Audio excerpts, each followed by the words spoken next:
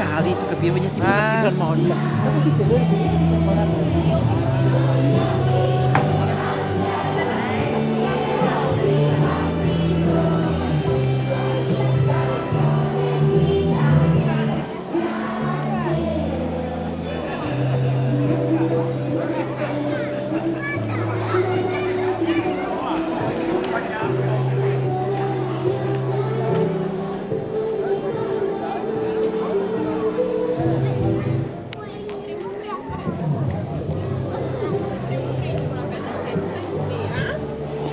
Dopodiché gli diamo un pezzettino anche ai nonni.